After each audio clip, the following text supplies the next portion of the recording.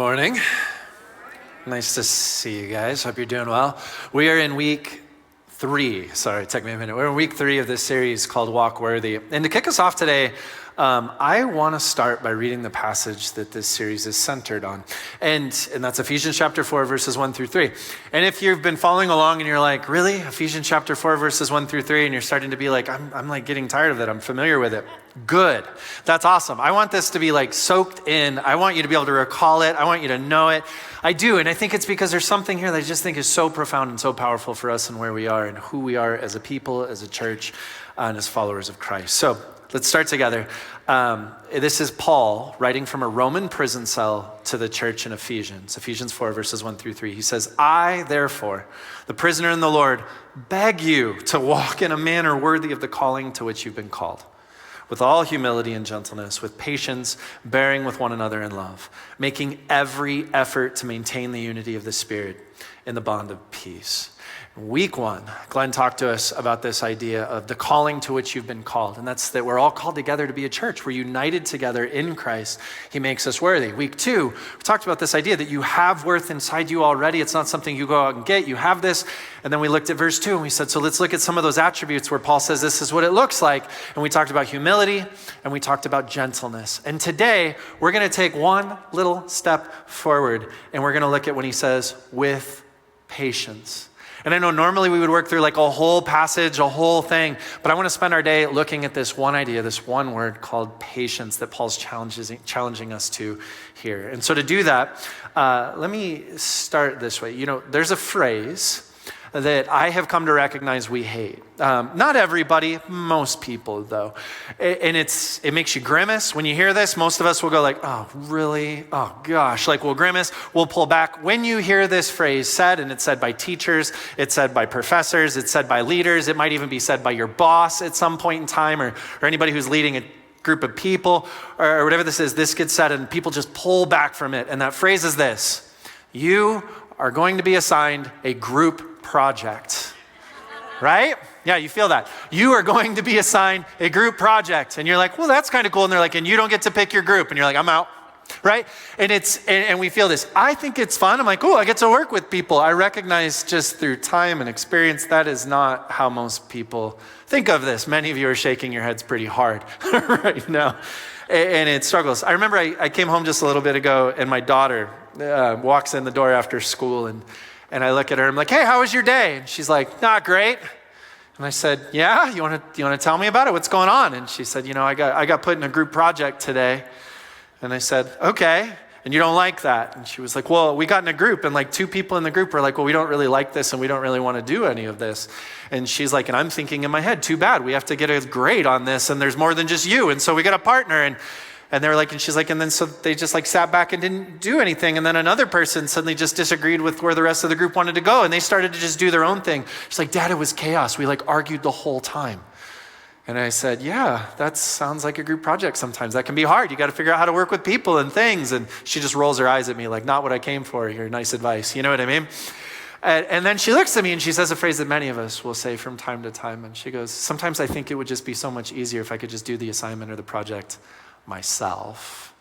Because people are complicated, and because people are complicated, we often run out of patience, right? We find ourselves short on patience. I remember being in grad school and they assigned us to group projects with this group and they said, okay, you have 30 minutes that we'll give you in class to figure out like a plan of action, but you'll have to meet during the week and figure these things out. We said, okay. So my group got together and we just argued for 30 straight minutes about where to meet because we were from all over Tucson. Somebody was like East Side, Oro Valley, Marana, everywhere. And every time we were like, let's meet here, someone was like, oh, that's too far. Like everyone just argued it took us 30 minutes of arguing to finally go, let's just meet there. And people were like, fine. And then I showed up to where we agreed to meet and 2 people didn't come. And we waited for a really long time with the rest of the group and we texted them and they said it was too far, I didn't want to come. And then we just pretended not to be angry while we did the group assignment, trying to figure out how to pull this off and move forward. Because sometimes when you partner with people, when you add people into the mix, it gets complicated. And we find ourselves where we're like, and I'm running out of patience. My favorite memory with a group project is we got assigned again to another group project and with this cohort of people that I was in. And a woman graciously opened up her house and was like, we could just meet at my house and it'll be easier to do that. And we're like, thank you. So we all go, we're sitting around her table. And at one point, her little dog, she has this like little tiny dog, jumps up into my lap uninvitedly. And I'm just like, cool dog. And it's there. And then all of a sudden the dog just looks at me, lifts its leg and pees. Like marks me, right? And I'm just sitting there and I look at the dog and I look at her and I look at the dog and I look at her because she's not saying no or not, like nothing's happening. And I'm just like, this isn't real, right? Like this isn't supposed to be happening right now. And then she just smiles at me. Everybody's kind of laughing. And she's like, well, I guess he owns you now. And then they all just went back to work. She just goes back to work. And I'm sitting there and I've got pee on myself and it doesn't smell great. And I'm like, I'm done. I quit. I do not. I need to go. And it was a long way away. Like it was like a half-hour drive to get where I was. So there's just a part of me where I was like, this is so frustrating and complicated because when you add other people into the mix, it gets complicated. And sometimes we start to run out of patience. You guys, tasks and assignments, projects, work endeavors, they're kind of complicated enough sometimes. And then suddenly we add other people and their experiences, their perspectives, their struggles, their moments, their things, and our stuff gets mixed in with all of that. And the amount of complexity just goes through the roof. And you can feel in some of those moments where you're just like, and it's really hard to be patient. And it's really hard to treat each other with patience. I share this because don't you think in some ways life is like the biggest group project ever? Right? Life is like one big group project. You're born into a family and you got to figure out how to work that out. Then you go to school and you got to figure out how to work that out with those people. And then you maybe get a job along the way and you got to figure that out. And then maybe you get into a relationship and there's more people. Or you end up in the weirdest group project ever called the church. How many of you picked each other to be in this team, to be in this group, to be in these people? This was like your dream list of people that you came with. You didn't. Christ did. And yet you're here. This is like the weirdest group project ever where we're all here, all gathered because we are better together. We are a group of people that have been united in Christ, but it gets complicated. And you know this. You feel this in your own life. You feel this in your families, I bet. Do not raise your hand for what I'm about to ask you. But we just made it through the holidays. How many of you, again, do not raise your hand, found yourselves going, you know what? It would be so much easier, so much better if I could just do Christmas with like just us and not everybody else next year, because I just don't have the patience. Don't answer that to anybody but yourself, right? Or you thought that for Thanksgiving. Man, you know, for Thanksgiving, it'd be so nice if I could just invite the friends that I choose. Like I'll stack the table and pick who comes and do that, because it'd just be so much easier if we didn't have to do this other thing, because I just am out of patience, right? Some of you guys are like, too soon, too close to home. Or we get this in friendships. Maybe you have a friend that's always in crisis, and then when you're around, you get wrapped up in that crisis and that thing, and normally you're good with it, but sometimes it's hard, and you're just like, I don't know if I can connect right now, or if I want to do this. I don't know if I have the patience for that. Or maybe you have a friend that's always making life chaotic and crazy, and then when you hang out with them, your life gets chaotic, and your life ends up being mixed into the craziness, and you're like, normally it's fine. I just don't have the patience. Or maybe you have a spouse or a significant other and you're in a relationship with somebody and you're like, we're doing really good. Like this seems like it's going well. And we know how to connect with each other. We know how to do this, but then we added kids. And the moment more people got added into this dynamic, everything got really intense and really crazy. And it's like we just have no patience for each other.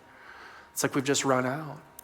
Or we added family members, or we added people into this. And now all of a sudden what used to feel simple, because it was just two of us, is now starting to feel really complicated because more people, more complexity, more moments. And you find that you just like struggle with patience a little bit. It starts to run out. And we even feel this in churches. I remember being a part of a church where there were two senior adult groups, and I tried to host an event where they both would come together at the same time, and the people who ran these things had to come to me and say, no, we do not mix. And they didn't trust each other. They were jealous of each other. And I was just like, oh, I was so caught off guard. I didn't realize. And I said, why? And they're like, because one moment somebody did a thing and it really bothered this one person in our group. And now, right? Even it doesn't matter how old you are. It doesn't matter how young you are. People are complicated, you guys. And the reality is that we find ourselves in spaces where we lose patience with each other, and that can create all kinds of crazy and all kinds of hard stuff, can't it? It's hard to be a church. It's hard to be a community. It's hard to be people who connect with lots of people.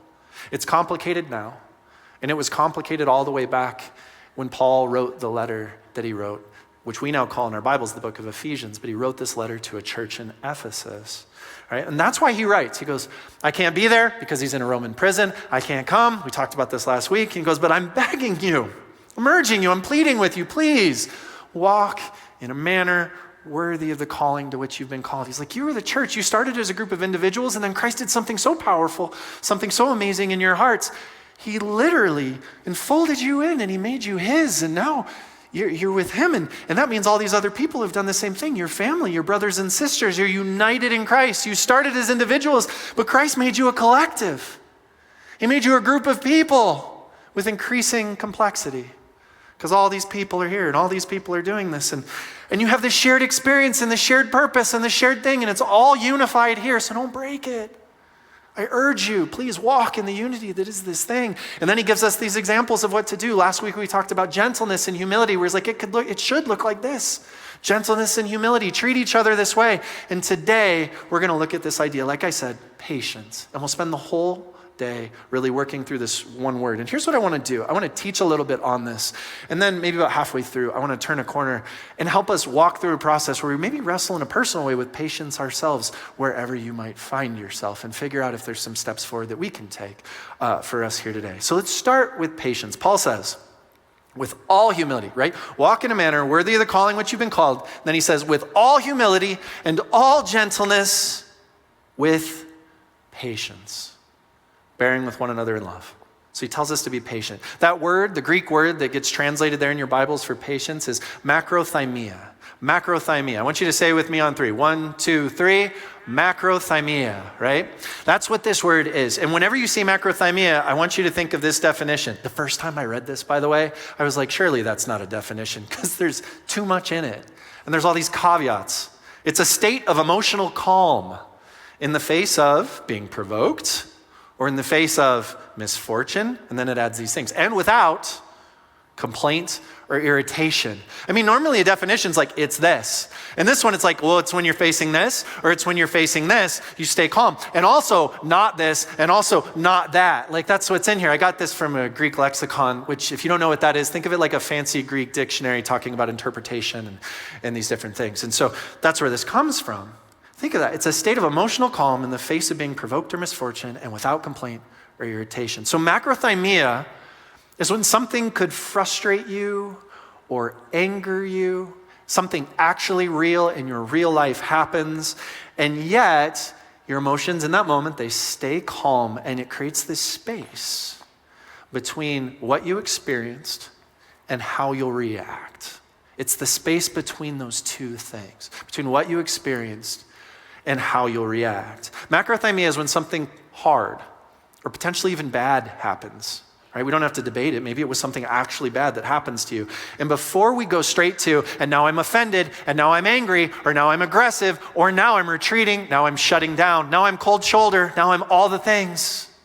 Before all of those choices and all of those decisions get made, macrothymia is what occurs between what happened and how you react. It's that length of space that exists in between. And this is the word that is defined in your Bibles right here in Ephesians chapter 4, is patience. It's patience. It's not just being more tolerant, right? It's creating that space between when a moment happens and essentially how we react. Now you might be looking and you're like, oh gosh, I'm not very good at that. I'm not either. I was born with ADHD, you guys. Like, think about this. You know what has never been said of me my entire life? Ryan's amazing at patience. I don't think that's ever been said as like a characteristic. I struggle with the same thing too. If you wave something shiny over in the corner, I'm immediately gonna be like, hey, what's that? And lose a like, I just am never the most patient person in these regards. And yet, you know what I've come to recognize? It's really, really important. It's important in our relationships. In fact, it's really important throughout your New Testament. I had all these passages where I was just going to read you over and over again of like trying to convince you, do you see how important this is? And then I recognized I'm just trying to convince you of something. But the reality is that Paul writes about this over and over again in much the same way that he writes about in Ephesians chapter 4. One good example is Colossians. I love this. It's like the same tenor as what we're reading right now. In Colossians chapter 3, he's just written this where he says, for now there is neither slave nor free, Jew nor Greek, but you are all one in Christ. Right? He tells us this, that like essentially all those differences and all the things and all the perspectives and all that stuff, yeah, that's there, except you know what's bigger than that? You know what's more powerful than that? You know what you now are? You're united in Christ. There's that unity thing, just like Ephesians chapter 4. But this is Colossians, written by the same author to a different church in a different place with different moments. And then verse 12, after that unity moment, he says, therefore, as God's chosen ones, holy and beloved, do you hear the worth and value language?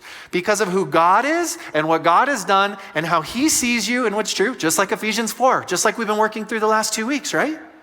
He says that. As God's chosen ones, holy and beloved, he says, clothe yourselves with compassion, kindness, humility, meekness, and patience.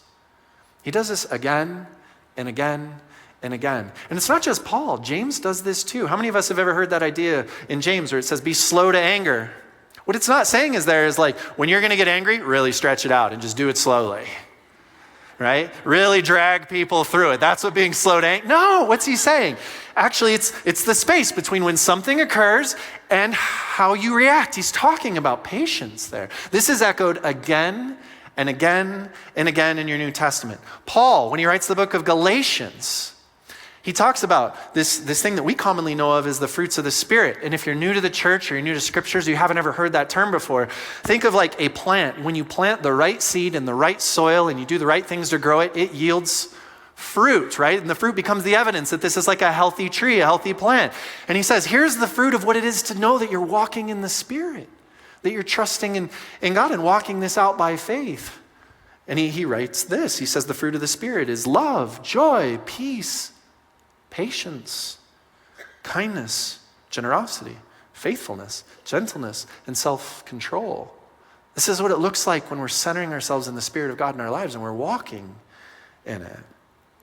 I share this because when you read through your New Testament, you can be like me, where you're like, patience is really hard.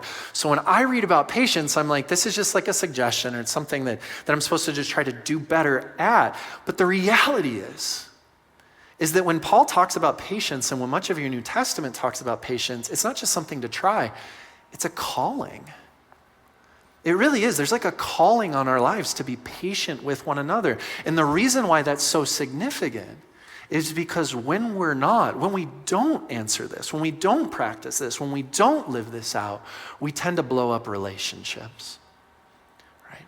And you know this because if you think about the relationships and the places in your life that have hurt the most or been the hardest or had the greatest explosion in them, oftentimes it's the place where you simply ran out of patience or someone ran out of patience with you and it escalated significantly, didn't it?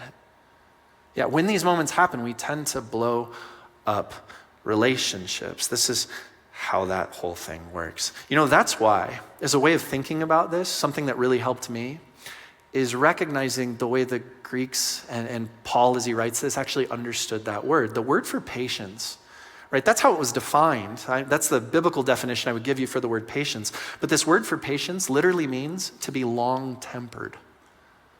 It's to be long-tempered. And it's contrasted with our modern day idea of being short-tempered or quick-tempered. If you're quick to lose your temper, this is the opposite of that. This is where it takes you a minute to get there. It takes you a while to get there. There's space between what you experienced and how you'll then react so that you can start to decide, is this who I want to be? Is this how I want to be? Is this what I really think is true? Is this what really matters to me? You get to make the best decisions, see it in the best way that you possibly can, and then decide out of that how you want to react before you simply explode. Because when we explode, like I said, it often creates damage to ourselves and others. I have a friend that grew up going to Puerto Peñasco, Mexico, which Arizonans affectionately refer to as Rocky Point. I've gone there a ton, love this place. He grew up going there and he grew up camping on the beach, doing all this crazy stuff where he'd like ride on four-wheelers in the dunes and has all these crazy stories. There was one particular time where I remember he was going to go there on vacation. I didn't get to go with him. And so he drove down and was gone for a bit. And then I saw him when he came back and I said, hey man, how's your trip? And then I looked down and he had a big bandage on his hand. And I was just like, and what did you do to your hand? You know, how was your trip and what happened? And he said, well, it was the last day. And I usually go out and I buy fireworks on the last day. And I light off a bunch of fireworks in this area called Sandy Beach where there's lots of sand and not as many people. And you kind of do that over there. And he's like, so that's what I do. And he goes, normally I buy a bunch of these things called M80s. Do you guys know what M80s are? maybe not. Think of it, M80s aren't pretty. So there's fireworks that you do on the 4th of July that like go up and you're like, oh, like it's amazing, that kind of a thing. An M80 is obnoxious and loud and it's just like a small explosive thing. Like that's what it does. And it just blows up and it's really, really loud. And it's because, I don't know, it's like a small amount of gunpowder wrapped in a tube with a fuse. Like that's what would happen. And so he's like, normally I buy M80s, but this time a guy came to me and he was selling M1000s. Yeah, I know. And immediately I was like, that's a big jump in number in the way that I would think about this. And so he bought an M1000. And essentially an M1000, I've learned, is a half stick of dynamite with the fuse moved over a little bit. Like it's just, that's what it is. So he bought a half stick of dynamite. If you're sitting here and you're wondering, who needs a half stick of dynamite?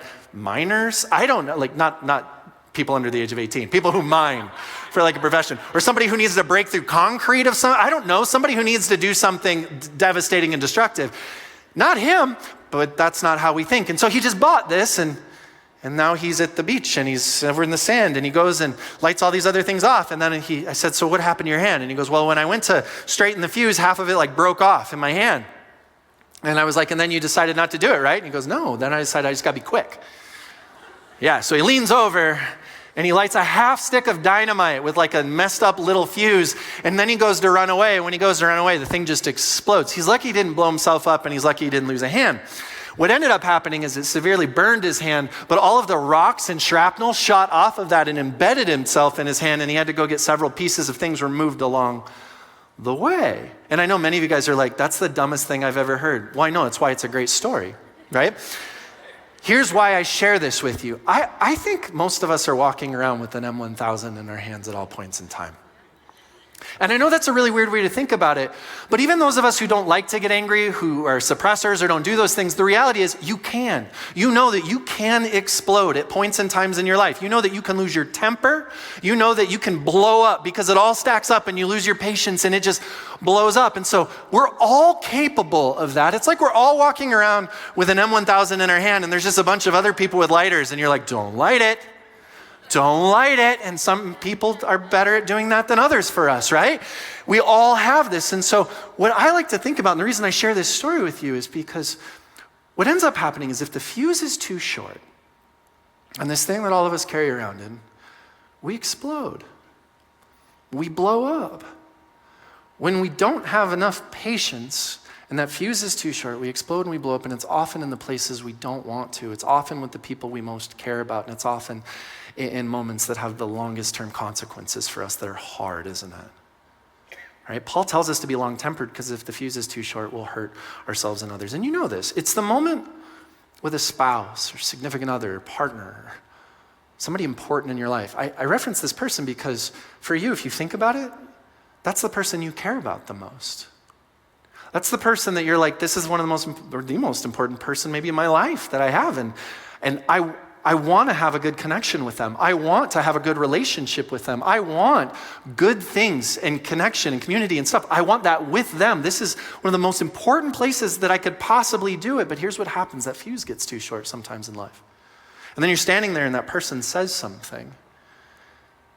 And for whatever reason, that thing that they said, it really hurts you, bothers you, frustrates you. And the very first thing that pops into your head, there's no space. The fuse is lit and all of a sudden it goes off and you think, how dare you? That's immediately, it pops into your head and you look and you're like, how dare you? Because it just goes off.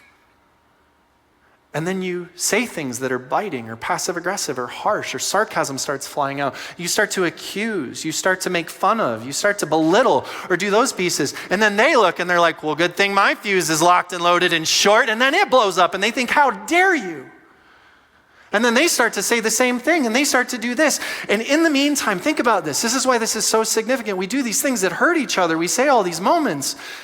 And yet this is with the person we care about most. What would happen if we created the space between what's said and the moment that actually happened, just to create the kind of space to go, but is this what I really want? And is this what I really think? And is this what they really meant? And is this how I really want to move forward? And we just lengthen the fuse a little bit, because when the fuse is too short, you know this, it creates hurt and pain that creates hurt and pain that creates hurt and pain. And I should acknowledge, because there's some of us in the room who are like, I never blow up. Right. But here's another thing that we do that's a version of blowing up. See, some of us, we never erupt and yell and shout because we grew up in places and environments where maybe that didn't feel right or it's not okay. But some of us, here's our version of blowing up. The fuse is really short. We think, how dare you? And then we get dead quiet. I find this terrifying. We get dead quiet and we just look at the person and then we pretend like they no longer exist. We pretend like they're not a human, like they're not even real, like they're not even there. We ignore them, we cut them off, and we shut them out. It is just as loud as yelling, friends. Because when the fuse is too short and there's not enough space between there, we go this direction or we go that direction, but in the end, there's shrapnel, there's burns, and it's hard, isn't it? Just like my friend. You know, we also do this at work. It's a moment at work where someone says something and you're like, they said what? Or they did something, you're like, they did that? Or at work, usually it's this. They were supposed to have done something and they simply did not do it. And then we find out about it, we hear about it, and the fuse is short. And suddenly it's just eyes are red, emotions flood, thoughts flood. How dare they? How dare they? And then what do? We turn to our left and we're like, hey, get over here. Can you believe what they did? And then we share our contempt with someone else so that our contempt becomes their contempt and our hostility becomes their hostility. And then we start to create moments and factions and groups and places and things. And the next thing you know, because of moments that start to stack up, because the fuse was just too short, our work environments become places where people are at each other, or there's factions and teams, and we go to work thinking, my boss hates me and is out to get me, or this person can't stand me, or this person wants all of us to be miserable, and we tell stories about it, and we do all of these things, and it impacts us. This is where many of us spend most of our week. And yet when the fuse is too short, we'll create moments and environments, we'll explode, and we'll create moments and environments based on our reactions there that make work a miserable place for us to go to and for others to go to. And none of this is really what we want, but it's hard when the fuse is too short. Right? It's hard when all of this starts to boil over inside of us. We're all walking around with that M1000 in our hand. The question becomes, how long is the fuse? See, this is patience, friends. Patience is that gap between what happened and how we respond. So here's what I want to do for the remainder of our time. I want to ask us a couple of questions that, if you'll humor me, I would love for you to engage personally. You don't need to share these with anybody right now or anything. Just think about this personally, because this will help you evaluate kind of where you are in this process. But the first question that I want to ask you is this. Right now, in your life, how long is the fuse inside of you? It's kind of a hard question. Some of us will be like, I think I know the immediate answer to that. And others will be like, I don't know that I'm sure. When you think about your own life with where you are right now, how long is your fuse right now? If you were to look at your relationships at home, how long would you say your fuse is? If you were to look at your relationships at work, how long would you say your fuse is? If you were to look at your interactions and relationships online or through social media, how long would you say your fuse is? Right? If you were to think about your connection to people in this church, people in the sphere that is spirituality, religion, and people that you're connected with in this way, how long is your fuse? And here's a really good question, because I think this can be a hard thing to think about. If you were to ask the people closest to you, who know you the best, how long would they say your fuse is? Guys, can I tell you, this is one of the most helpful things for me. There's a person on our staff, her name is Jenny Kemp. I have worked with Jenny for years now. I think it's been like 8 years. And the first couple of years, she was my assistant, and so I got to work with her and know her in that way. And then now, she's been doing this for several years now. She runs this entire service, and she runs the worship and the tech team and video, and has a very big job around here. Works with a lot of people and does an amazing job at that. That's what she does now. And I think because I've spent time either where she was my assistant or also just over the years being her boss, she's gotten to know me decently well, and I know this is true because I had a moment with her where we were all in a meeting that she was working. It was brainstorming stuff around here for services and different things we would do. Now, brainstorming's fun. I think brainstorming's a blast. It's potential and ideas, and we get to create cool stuff together, and we get to hear different things from different people, and I think that's a blast. And so we had this whole meeting, and then it's over, and then everybody starts walking out, and I noticed Jenny's still sitting at the table that we were all gathered around, and she just looks at me and raises her eyebrows, and just kind of goes. And so I pause, and I'm like, yeah? And she goes, can I ask you a question? I said, sure. And she goes, are you in a bad space right now? And you have to understand, that wasn't disrespectful, it wasn't weird, like that'd be a normal part. She has total ability to do that. She looks at me and she's like, are you in a bad space right now? And I immediately was caught off guard and was just like, what are you talking about? I like to think of myself as a self-aware person. I do. I like to think of myself as someone who likes to reflect in different pieces. But do you know what I'm most blind to? Me. I'm most blind to the same thing that you are. It's ourselves. Like, it's hard. And so there's moments where I just am not always aware of things. You know what I'm really blind to at times? Is if I'm not always good at feeling sad or frustrated or hurt. I don't always know when that's happened until it builds up a bit and then I start to become aware of it. It's true for me. I also don't always know when I'm really stressed out until my body starts to react or somebody's like, you're acting weird, you know, that type of thing. And I'm not always as self-aware as I like to think. And she looks at me and says, are you in a bad spot? And I said, I don't think so. Why? And she's like, well, because I just sat through a brainstorming meeting and you kept shutting down everybody's ideas. And every time somebody said something, you'd just be a naysayer, say why that couldn't be or why that couldn't happen. Or you just kind of close all those pieces and things off. And she was like, Ryan, normally you're like really open and curious and you think everything is fun, but that wasn't fun. And I was like, oh. And she goes, it's one of your tells, Ryan. It's the word she used. It's one of your tells. And she was like, you moved from being curious and open to suddenly being decisive and shutting moments down. And I can always tell when you're stressed, or I can always tell when something's not right. And you know what's crazy? She was right, and I had no idea. I also had no idea that that's what I did. I learned that at 40 years old. I like to think that I'm like, and then I just reflected and I thought, and I figured this thing out about myself. No, someone actually had to pause who cared about me, who knows me pretty well and was like, no, this is true. You do this. This is one of your tells. And can I tell you, there was some feelings I was having, some emotions I was having, some tensions I was walking through, some conversations that I was avoiding and some things that needed to happen. And all of that was existing in here. I didn't even know it. It was flowing out of me in ways that I was shutting whole meetings down and doing different things because I was an autopilot, because the fuse had grown short. And I look back and I'm so grateful to her. And I was even in the moment. I'm so grateful that she told me that because now I get to know. Because this is something I really care about. You all are people I really care about. Our church and our teams and our leaders and our people around here, they're all things that I really care about. What my heart wants to do is to foster relationships and create connection and move there. And I wasn't acting in accordance with that. I wasn't congruent with that piece. I'm so grateful she told me that because now I know what to pay attention to. So when you think about your own life, how do you know how long your fuse is right now, right? How long is it? And what would happen if you asked somebody that knows you? That brings me to the second question to ask ourselves in helping us to treat one another with patience. And it's actually this: how do you know when your fuse has grown shorter? And I don't mean this like we all know this way. For you, specifically for you, how do you know? You're like, what are the tells in your life, to use Jenny's language, when your fuse has grown shorter? See, I think if we're all trying to practice what Paul is talking about here, and we want to walk in the worthiness that God has given us, and we want to create unity and foster that by practicing patience with one another, well, then we should probably pay attention to when the moments where the fuse gets a little short and actually figure out what that looks like for us. That'd be a really wise thing to do. That'd be a really helpful moment. Because then anger and frustration doesn't have to become our autopilot.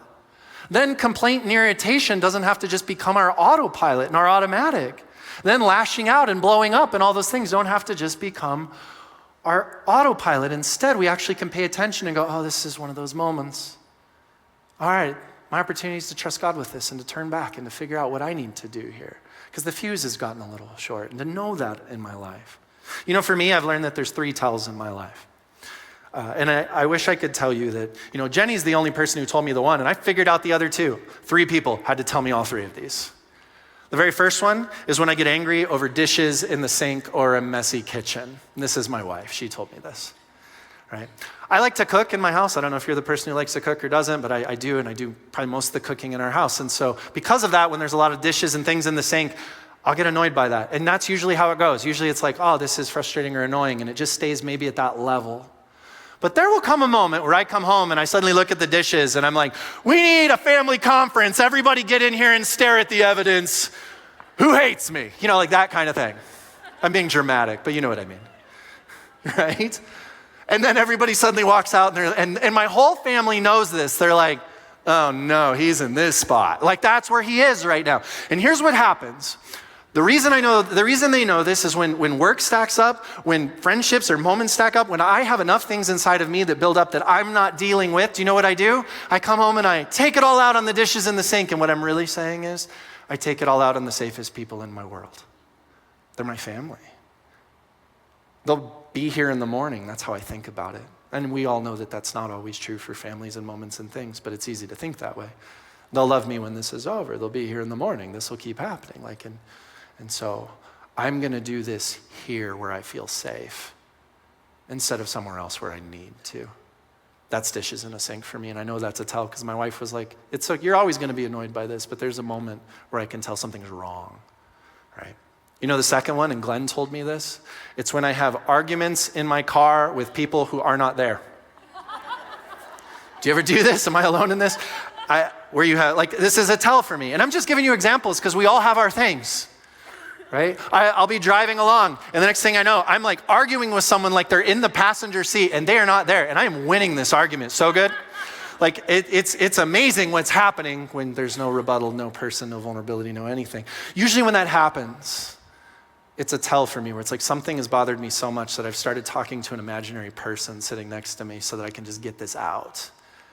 And I got to do something with this. The fuse has grown short. And the last one is what I just shared with you. Jenny told me when I lose my curiosity and interest and become more decisive and closed off, right? I want you to think about that for you. What are the tells in your life? These are really good for you to know. I promise you the people in your life would love it if you knew these things. Because if you knew these things and could kind of pause on them, you might decide how you want to move forward instead of moving in autopilot. That brings us to the third and final question this morning. And it's this: if my fuse has become shorter, because maybe that's where you are right now. Maybe you're like, right now the fuse isn't real long. It's shorter. Well, then how do I lengthen it again? And I'm going to talk through three things real quickly, but I need to pause here for just a moment and say, if at any point in time, as we've talked about this, you've landed in a space where you're like, I know I have a short fuse right now. And there's been some decisions and moments in my life, and you feel shame creeping in on you and starting to sit on your shoulders. I just need to tell you, that's not going to serve you, and that's not the point right now.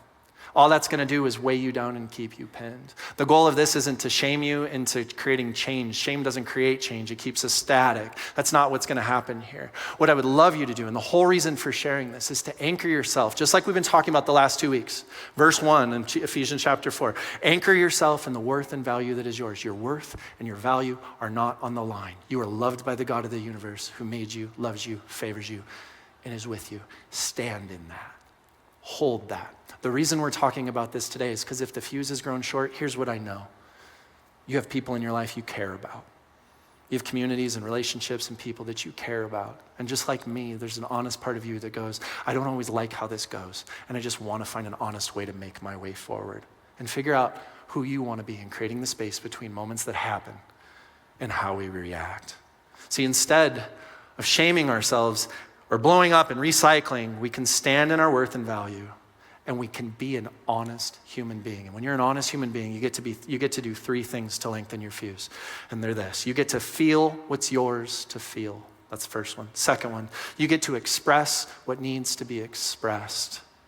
And the third one is you get to put life and energy back in your tank. So let me go through those really quickly as we come to a close. If you want to lengthen the fuse in your life, if that's you, I want to challenge you. You have permission, and I encourage you to feel what is yours to feel. See, what often happens, and the reason why our fuse gets shorter and shorter, is because we essentially put so many things in there. We have so many experiences and emotions and moments, and we go, I shouldn't deal with that, and I shouldn't feel this, and I'm not allowed to feel that, and this isn't okay, or that's uncomfortable. We stack all those pieces, and we become like a pressure cooker. How many of you have an Instant Pot in your house, and you sometimes wonder why you allowed a bomb in your kitchen? Right? Have you ever thought about that when that thing's going off? Like, you literally use an Instant Pot.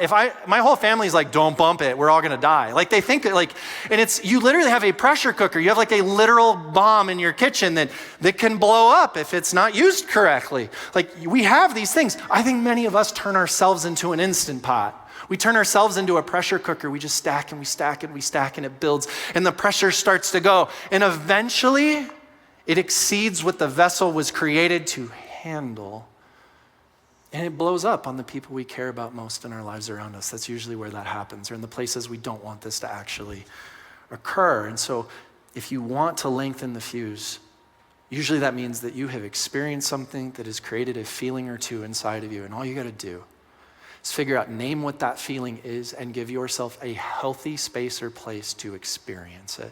I'm not always good at being sad. I turn everything positive, and so I've been working on that, and I'll actually tell my wife at times, you know what? I'm actually feeling a little sad right now, and I think I just need to work through this today. I think I just need to let myself be here and express this out so that I don't become a container for it, so that I don't become an Instant Pot for this thing. You know, I'm actually feeling a little angry, and I think I'm gonna go to the gym and just express some of this out through some physical activity or something. I don't know, whatever you do, there's different ways that we all do these things. But if you have an honest feeling, it's gonna go somewhere. If you give it no place to go, it's gonna build in pressure until it exceeds the vessel's capacity to handle it. And then it'll blow up like dishes in the sink with the people we care about most, right? If you wanna lengthen the fuse, feel what's yours to feel. By the way, being patient doesn't mean you don't have emotions. Some of us think that that's what that means. Being patient means I don't feel everything, it's fine, I'm fine, everything's fine. That's not true. That's a pressure cooker. Being patient means that you give your emotions healthy space and place and outlet so that you can have patience and a long fuse in the moments that need it most from you.